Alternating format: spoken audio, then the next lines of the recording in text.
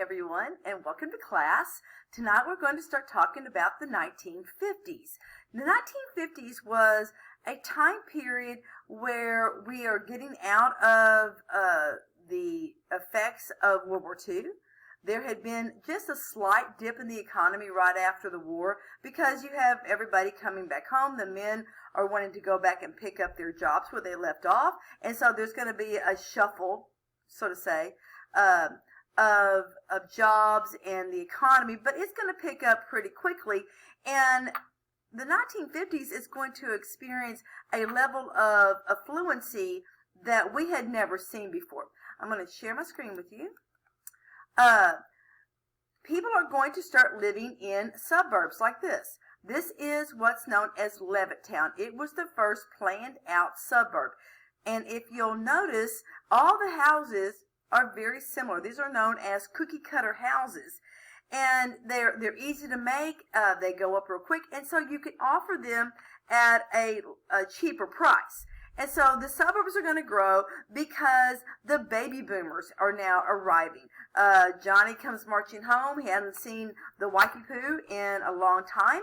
And so a lot of children are going to be born right after World War II. The baby boom generation is going to go from 1945 until about 1962, 1963. It depends on who you ask as to what time period it goes through. And so you're going to have a lot of stay-at-home moms, which was typical for the time period. You're not going to see mass numbers of married women in the workforce until we get into the 1960s and later.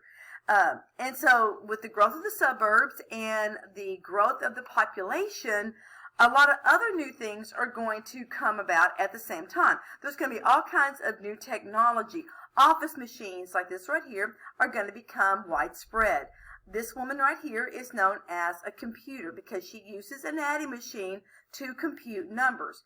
But she is going to be replaced more or less very quickly by these kinds of computers. And if you'll notice these computers back here, these run on reel-to-reel. This is long before we have the microchip, and computers were rather large, cumbersome objects that would take up entire rooms, so different than the handheld computers we have today. And a lot of this is going to be driven by what is known as the military-industrial complex. Even today, your email, your cell phone, your text messaging, all of these different things have been brought into the consumer sphere because it was first put together for the military. And so the military and industry are going to work together, and all kinds of new things are going to be available to the general public. Also, all other new kinds of products are going to be available for home use. Frozen foods, high-fidelity phonographs, refrigerators, ranges, dishwashers, are all going to be seen in homes much like this one right here. Now, my mother had 4 dishwashers: Claudia, Stephanie, Leslie, and Edward. And I'm Stephanie. Long before, it was a while before we got our first electric dishwasher. And so one of us set the table, one of us cleaned it off, one washed the dishes, and one dried and put them away. No, she did not really name her dishwasher when she did get an electric one. But now you have a refrigerator like this one where you don't have to have a block of ice every day to put it in. Now, you may still have older family members that call it an ice box because in older times, an ice box, you actually had to put a block of ice in it to keep everything cool. A range is a stove oven set up where you didn't have to chop wood to make to create the heat. You just turned it on, and either gas or electricity created the heat source. High-fidelity phonographs, these are record players, and they become the fashion again. You can buy vinyl now at most, either Walmart or go to Barnes & Noble, and they have got records, and they're this big around. If they're this big, they're called 33s, and these are your long play, that's why they're called LP, and they're going to have several songs on each side. But they also had 45s. Now, this is a 45. It's got one song on each side. and it plays at the 45 speed. So a 33 speed was for the bigger disc, and then the 45 were for the smaller ones. And you had this whole assembly. You'd have to have an insert, and you'd have several of them on the little needle, and they would drop one at a time. And so when my music teacher, when I was in college, would play Drop the Needle, she would actually take the needle that went through the grooves, and she would drop it somewhere on the record, and we would have to guess what the song was. It was a lot of fun. Some of the other things that are going to become more commonly possessed by the general public, and in more than one, is going to be the automobile. Gasoline prices are going to be about 30 cents a gallon, and cars are an affordable item that most Americans can have at least one, if not two. And then the country is going to make it easier for you to get around from place to place. Eisenhower, who becomes president in 1952, when he was a young man in the Army right after World War I, he is going to lead a group of military vehicles across the country, kind of showing off all the military vehicles of the United States. And they get bogged down in the Great Salt Basin over in Nevada because there weren't really well-paved roads. A lot of them were still dirt.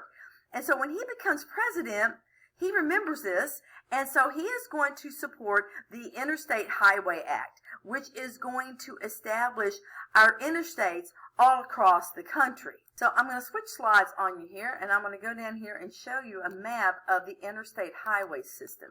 So that's what this looks like right here. This is Eisenhower. And if you have noticed that your interstates that go from east to west, those are in even numbers. So here's Interstate 10, and then 20, and 30, and they go all the way up. So it goes from lower numbers to higher numbers. And if they go north and south, then they are odd numbers. So this is Interstate 5, here's 35, and here's 95. And that way it kind of keeps you up with what part of the country you're in if you ever get lost, which interstate it is. You'll also notice while you are on the interstate that there are very long stretches that don't have bridges, and they're straight and flat, and that allows the ability that if ever needed be, a plane could land on the interstate. So this is going to not only allow the American public to move across the country with a lot more ease, it's also going to make it easier if we ever were threatened by outside force to be able to move military stuff around the country as well. So it was a national security thing as well as a public safety, public convenience type of thing. When I first started to learn how to drive, I learned out here on Interstate 20 when it was still dirt. When we used to go to Little Rock, it was a them and us highway. So we went one direction, and it was just two lane back and forth. And so by the time I got to the age where I was learning how to drive, they had built Interstate 30 between Dallas and Little Rock, Arkansas. And it made it so much easier. The speed limit at the time was 75 miles an hour everywhere you wanted to go, except on, community streets. And so we zipped around the country, all over the place. And this is where areas like, if you've seen the movie Cars, which is a cartoon, but you know that Lightning McQueen gets touted off and gets off on these back roads and winds up in this little bitty tiny town. Well, towns like this all over the United States are going to dry up because the interstate is going to bypass them when before the highway went right through their town. I mean, I could tell you all the little bitty towns between here and Texarkana because my dad drove through every single one of them until they built the interstate. And so the interstate is going to be a really cool thing. They're also going to come out with vaccines. Now, we've talked a lot about vaccines because of the current pandemic. But back in this time period, they really had nothing that could prevent you from catching polio or smallpox. And so those were the two common vaccines during the early 1950s. I remember when I first got my smallpox vaccine, they pressed this thing on your arm and then it would fester and scab over. So most of the people my generation have a scar over here on their left arm that shows that they got their smallpox vaccine. The polio vaccine, we all lined up out in front of a junior high, and they had these little bitty, white medicine cups that you see like in hospitals, and each one had a sugar cube in it that had the polio vaccine in it, and that's how you got your polio vaccine. And so a lot of the most devastating diseases, like polio and smallpox, were over time eradicated in this country. My best friend's mother had polio when she was 3. Her spine was in a perfect S, and was in a wheelchair her entire life. But you always had to be careful around Mama Markle because she would run over your feet with that electric wheelchair. Now, you also have got this huge demographic shift that's going to start in the 1950s and gradually get bigger and bigger and bigger as we get into the 1970s. And a demographic shift is where people are moving from one part of the country to another part of the country, and it's going to impact population numbers. It's going to impact voting focuses, because as the populations that had been the largest over here start shifting this direction, it's going to make these states over here have larger electoral college numbers, have larger representation in the House of Representatives. And so demographic shifts are going to play a big part, and the beginnings of it start in the 1950s. Now, another area that is going to be a huge thing in the 1950s is the advent of television. Keep in mind, we don't have TV prior to the 1950s. And television early on, it was all black and white. And everybody would gather around the TV set, just like this family is, and be glued to what my father would call the one-eyed monster. These were the basic television stations. These are the same major broadcast stations today. So ABC, NBC, and CBS. I think CBS still uses the eye symbol as part of their logo. NBC, it will not be like this for very long before they come out with the peacock. Television back in the day, though, did not run 24/7. The television shut off at midnight. So you would have the news, and then you might have a late night talk show, and then the national anthem would come on, and after that played, it would shut off. You would see this little grid right here, and that would last maybe a couple of minutes, and then all you would see until 6 o'clock the next morning was white snowy fuzz on your television. So there were no programs overnight. And then it would come back on at about 6 o'clock the next morning, and you'd have shows once again, all day and into the evening.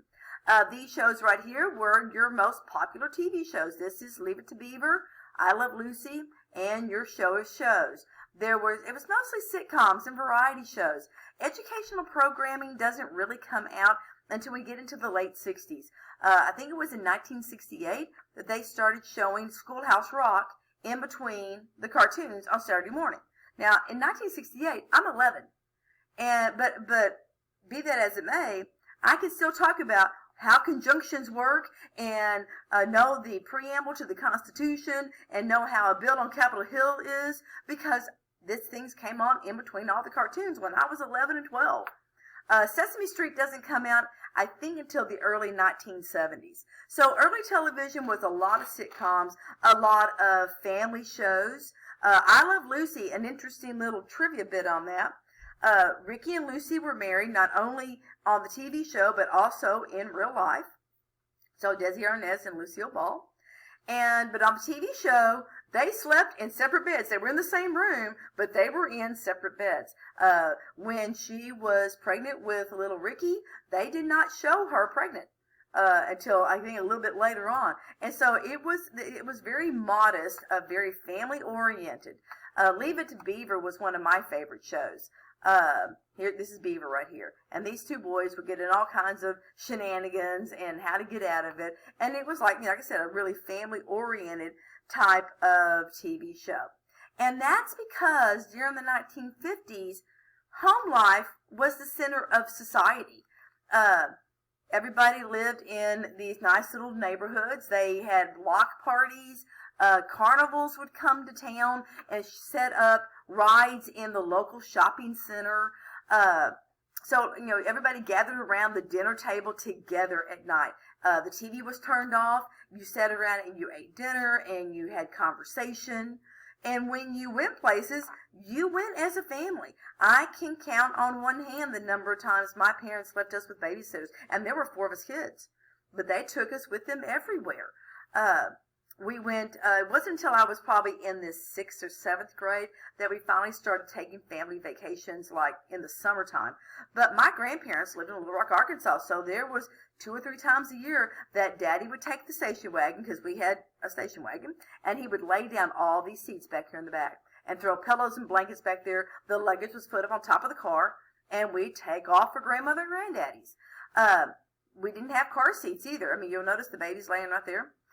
When I was an infant, my car seat was my mother's arms. When I got to be a toddler, sometimes I'd stand right there behind Daddy's arms, and it was just, put your arm out to keep the kid from flying through the windshield. We would use to, when we were in cars that were like a sedan where you had just the 4 doors, it wasn't a station wagon. We would get up in the back window and beg the driver to hit the brakes so we'd all fall off into the seat. My family didn't have a sedan, but so it was always with my friends' cars that we would do that. But it was always so much fun to go flying out of the back of the window into the seat. It's crazy what we used to get away with back then. Religion was really big during the 1950s. Billy Graham was the best known of the televangelists, and really, in my viewpoint, the only viable one of the bunch. Till the day he died, every year he would publish the financial records of the Billy Graham Crusade so that people could come and look and make sure that he was using their donations in the manner in which they said that they wanted it to be used. So he was using it for his ministry, not putting it just in his pocket. And so people went to church. If you didn't go to church on Sunday, you were kind of looked down upon. I grew up going to church every Sunday morning, every Sunday evening, on Wednesday nights. We were there every time the church doors were open, and sometimes when they weren't. In this picture right here, somewhere in there is me. This is a group called GAs, Girls Auxiliary. We learned about missions and missionaries, and we had to memorize all these different Bible verses and recite them in front of a group of very intimidating older women in the church to earn these different steps. So church was a really big thing. Wednesday nights, we would gather up at the church, and ladies like this would fix dinner for us, or it would be potluck, and everybody would bring a dish. Some of the most delicious eating in your whole life would happen at a church on Wednesday nights when they would have potluck dinners. And so church and religion were a really, really big part of the 1950s lifestyle. On the other end of the spectrum, though, you also have got the introduction of rock and roll. Now, this is originally called rockabilly. It is a combination of country and western, rhythm and blues, folk music, and it is going to take the nation by storm. Some of your earliest rock stars are going to be Fats Domino, Bill Haley, Chuck Berry, and Little Richard. So that's Chuck Berry right there. I think that's Fats Domino right here. I'm wanting to say, if I'm not mistaken, you can see it close enough, that should be Little Richard. Little Richard had a very, very skinny little mustache, the original Jerry curl, and sang really, really, really high, but he was awesome. The second generation, you're going to have Elvis Presley, Buddy Holly. This is the Everly Brothers right here. Jerry Lee Lewis, he's the one who sings Great Balls of Fire. Goodness gracious, Great Balls of Fire. And so the young people of the country are going to hook into this, and you're going to have sock hops and dances. This is a jukebox right here. And the older generation is going to lose their mind. They believe that their children are diving down the road to hell, and nothing is going to save them. Immorality is going to envelop them. And so the older generation is really against it. When Elvis Presley first appeared on the Ed Sullivan Show, they would only film him from the waist up because of the way he moved on stage when he was playing and performing. He was called Elvis the Pelvis because of the way he rocked his hips. If you have seen the movie Forrest Gump, that's that scene in there where Forrest is, with his leg braces on, is talking to the guy playing the guitar. That's all about, where Elvis may have gotten his idea of how to move playing the guitar. But out of rock and roll, you're going to have a group of teenagers and young adults who are going to break with their parents' generation. These are going to be called the beatniks. And they are against the materialism and conformity of their parents' generation. Now, that's because they didn't understand their parents' generation. Keep in mind, their parents were the ones who grew up in the Great Depression and they had nothing. And now with all this prosperity, materialism is going to become a big thing with them because they had struggled and sacrificed for so long on the bare necessities. And since their children had never experienced anything like that, they're not going to understand it. So these guys right here are a picture of beatniks. They're going to wear kind of drab clothing. They go to coffee shops and drink coffee and smoke cigarettes. And if they like the poetry, they're going to snap their fingers instead of applauding. One of the big writers of the time period is a guy named Jack Kerouac, and he writes this book right here called On the Road. And it's all about this disillusionment with materialism. Your movie stars that are going to depict this are going to be James Dean and Marlon Brando. James Dean's movie was Rebel Without a Cause.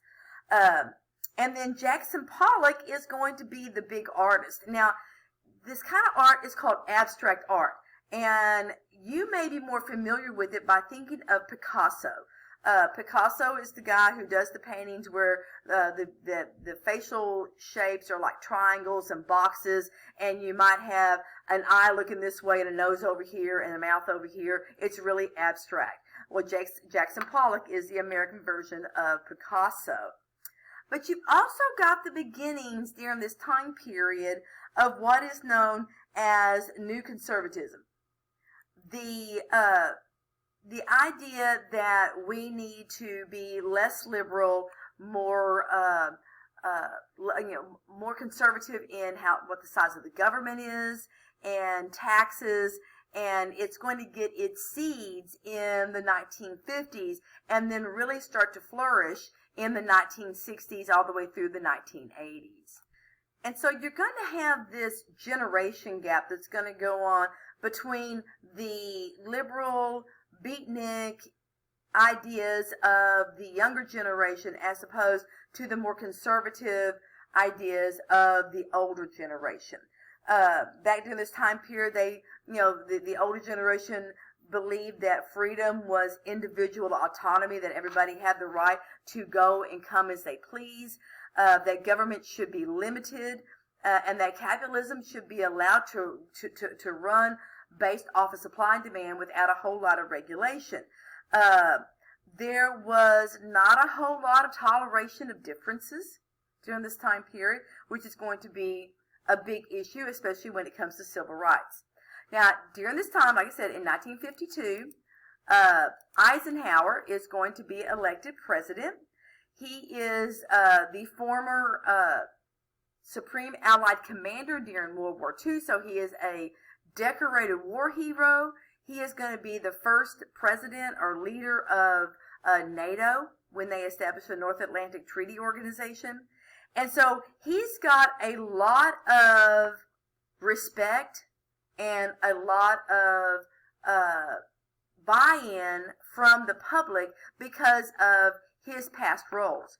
Now, while he is president, he comes in at the end of the Korean War. There's still, we were right in the very beginnings and still probably some of the hottest times of the Cold War between us and the Soviet Union. So right before, or right as he's becoming president, Stalin is going to die. And so the next guy that comes in is this guy right here, Nikita Khrushchev. And so in dealing with Khrushchev, there's always this fear that the nuclear weapons of either country is going to wipe out the world.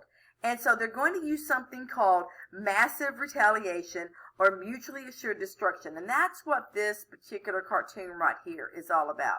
So if you throw things at us, we can throw things back at you.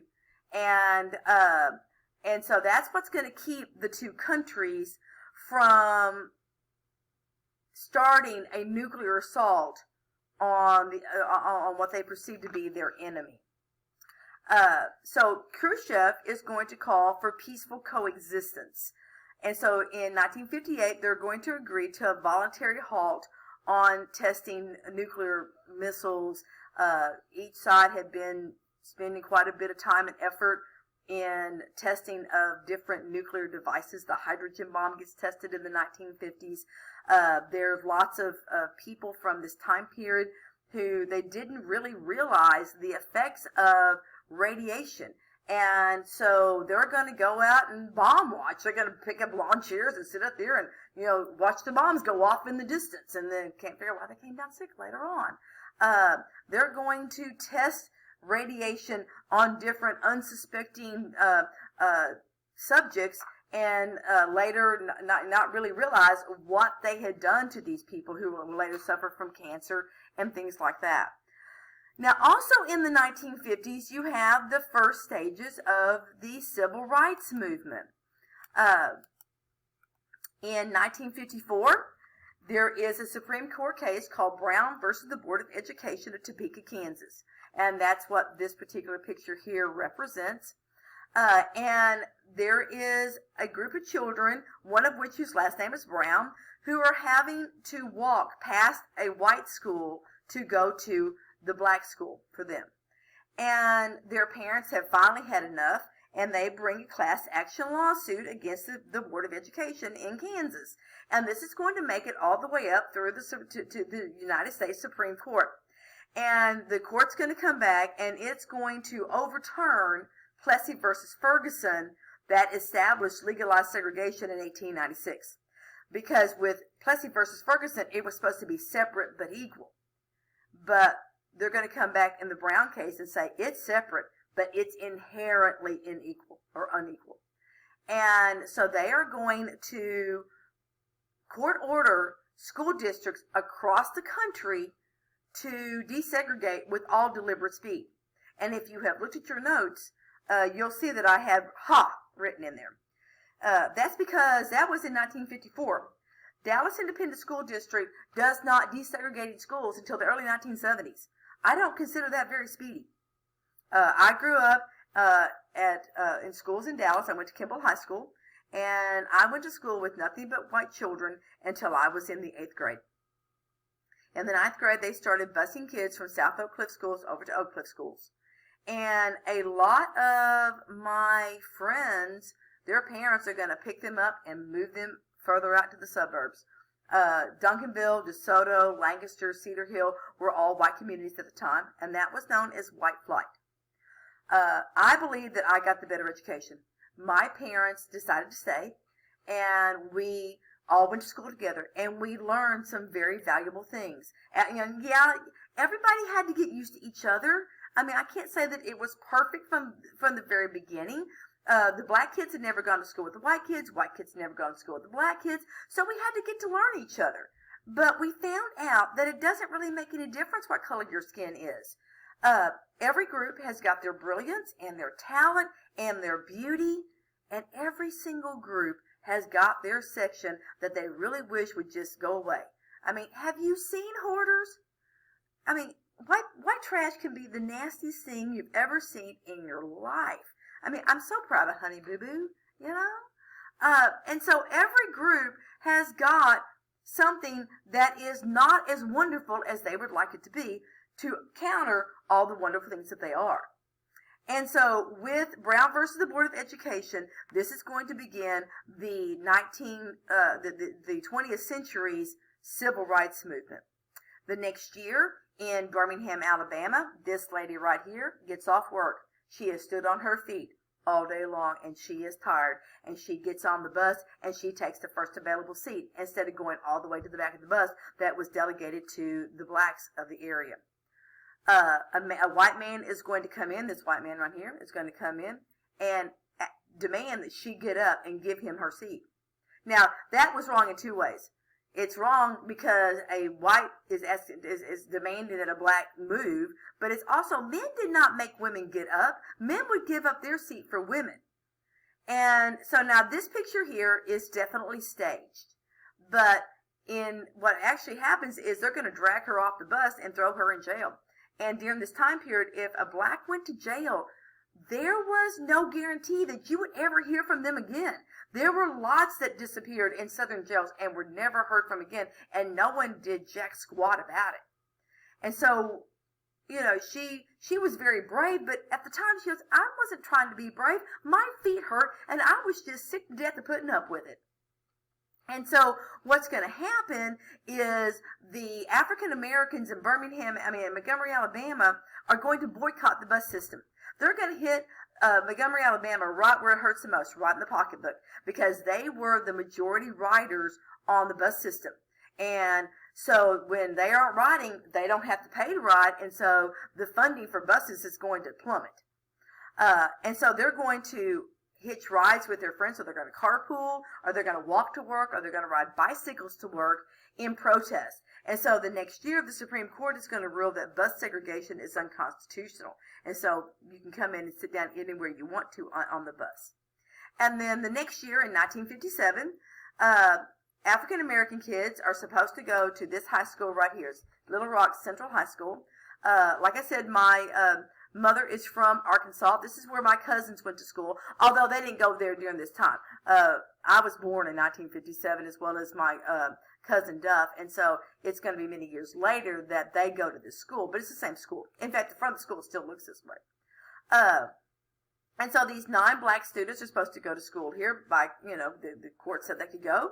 And Governor Faubus of Arkansas says, oh, no, you can't do this. And so he's going to send the Arkansas National Guard to block entrance.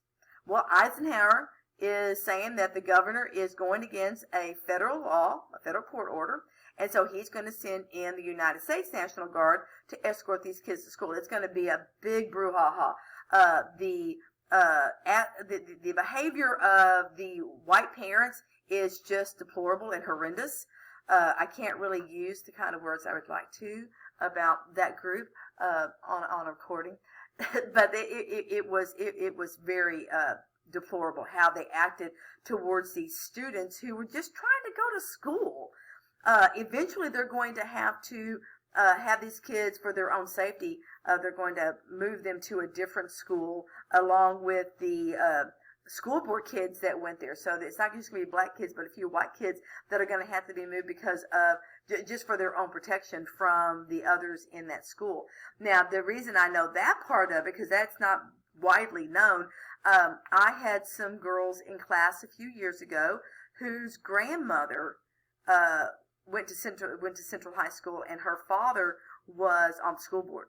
And so she was one of the white kids that had to be moved to a different school because of all of the threats against the school board and these kids.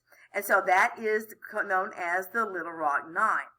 You also have Martin Luther King, and this is him right here. When he gets his first start in the civil rights movement, he is going to form what is known as the Southern Christian Leadership Conference, and it is a group of black reverends across the South that are coming together to support the civil rights movement. So he's going to be part of the bus boycott, and he is going to be part of the Birmingham protest that were going to happen in the 1960s. So he's going to become the face of the civil rights movement. And it's very, very important to know that his tactic, his key tactic, is going to be called civil disobedience or non-violent resistance.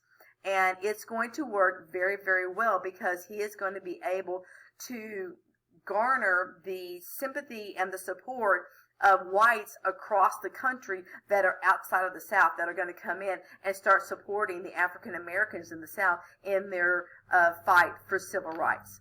So this is the 1950s. The next time we get together, we're going to move right into the 1960s and more or less pick up where we left off. So as for today, you guys have a good day. Thanks. Bye.